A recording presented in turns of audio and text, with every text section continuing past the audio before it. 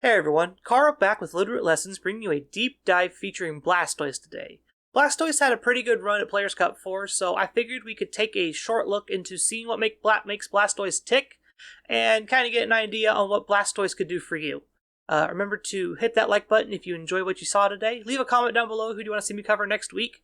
I believe Friday's episode is going to cover Chansey Shuckle, because it is a meme that is starting to gain some steam. Did not mean to rhyme there, but anywho, let's get into Blastoise. So, Blastoise. It's one of the original Kanto starters. Everyone knows what it is, knows what it does. It has a bevy of options for players to use. Whereas Venusaur and Charizard kind of got a lot of the offensive tools, Blastoise got some really cool supportive tools in its overall kit. Besides just being a powerful G-Max option with its max move Cannonade, which deals chip damage to non-water types over the course of 4 turns, Blastoise has a really good suite of support tools. Things like Yawn, Fake Out, Icy Wind, stuff, Aqua Jet to proc policies, and things like that.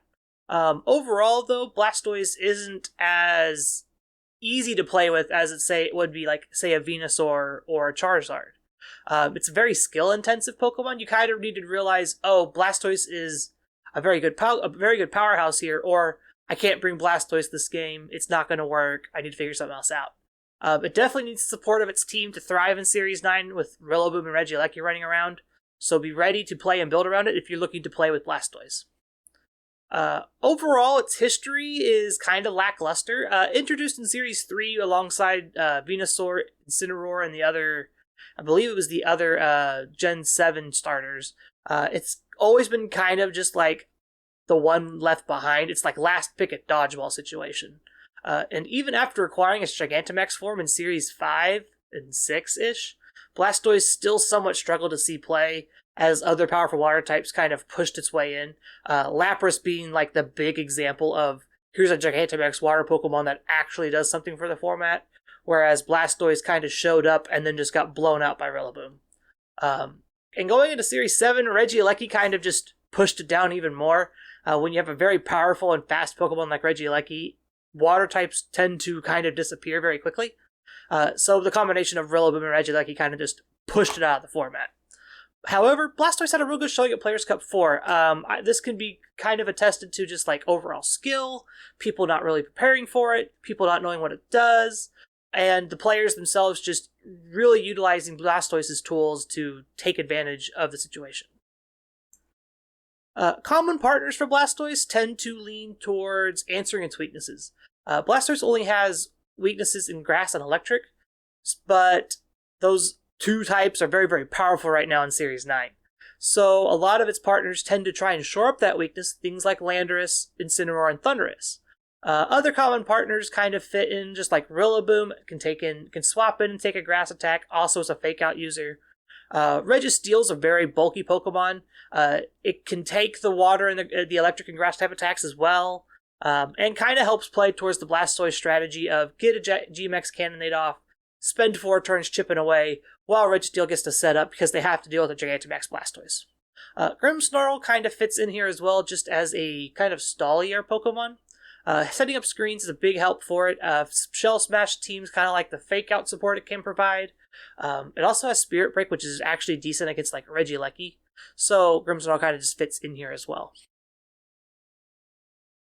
Looking at our move breakdown, there's a lot of moves here. The big ones that stick out here are Hydro Cannon, Water Spout, Shell Smash, Yawn, Fake Out, Protect. These are the more common Blastoise moves. Sometimes you see Blizzard, Ice Beam as like ice coverage. If they don't want to run Hydro Cannon and Water Spout, a lot of times as a Water Stab, they'll run Scald or Muddy Water. Sometimes Hydro Pump's okay, but at that point it's just like, might as well run Hydro Cannon. As for its support suite, it's kind of got like a weird one. Icy Wind kind of controls speed. Fake Out's just Fake Out. It's really, really powerful. Shell Smash means you can do offensive things, not so much defensive things. Aqua Jet lets you proc policies though, and that's kind of what Blastoise was kind of doing in Series 5 and 7. It would activate a policy on a Terrakion or Colossal, and that Pokemon would take off. Blastoise was very much a support Pokemon in that role. Looking at the common items, you can kind of see that Blastoise has this mixed suite of tools at its disposal. Wakanberry isn't necessarily super offensive or super supportive, it just means Blastoise lives another turn, hopefully. Life Orb, however, is a very offensive tool. White Herb's a very offensive tool. Mystic Water, Weakness Policy. You kind of get the idea here. It's just like, if you're not a mixed bag with Wakanberry, you're more leaning towards the Gigantamax, blow you up, deal as much damage as possible set. Assault Vest and Leftovers are kind of cool here. You don't see Assault Vest Blastoise too much. Usually it's like Ice Beam, Water Move, Flash Cannon, Fake Out. It's kind of cool. You can Dynamax it and boost your defense because Assault Vest already boosts your special defense. So it's kind of just like this niche thing that it can do. Leftover sets are kind of cool because it's just like Iron Defense, Body Press, Stall. In a way, you get to do like Rain Dish and then heal up with that, and then heal up with Leftovers. If you have a good, consistent way of setting up Rain over and over and over. Body Press means you can just deal a ton of damage, don't have to worry about Intimidate. It's also just like decent coverage right now. Although Blastoise put up a really good showing in Players' Cup 4, I don't recommend it to just pick it up and go kind of situation. It definitely needs a lot of support and it definitely needs a lot of help. Be ready to build around it. Be ready to play specifically with it if you need to, like a lot of the times, because if you build around Blastoise, you're going to have to play with Blastoise. And if you're building a super offensive Blastoise, you're definitely going to have to play with Blastoise. Support Blastoise, however, on the other side, kind of just fits in to a lot of teams really well. Anything that really needs Fake Out, anything that wants like Speed Control or Yawn, or has a way to activate a policy with a Water type priority move, Blastoise kind of fits that bill really well. But like I mentioned, Blastoise tends to be more of a mixed bag. You gotta run Fake Out and like Yawn or Icy Wind, and then you also run like Hydro Cannon to Gigantamax and just Hydro Cannon something just to pick up a KO. You tend to run things like Ice Beam and Blizzard, where you want to max Hailstorm like a Rillaboom or other grass type that could be a problem. Things like that.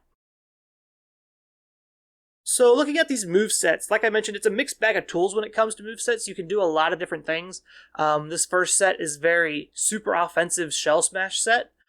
This speed calc right here, Timid 282, 228 investment, gets you to exactly 1 point faster than Timid Max Speed Regieleki, which isn't as popular of a set right now, but it's just something to think about.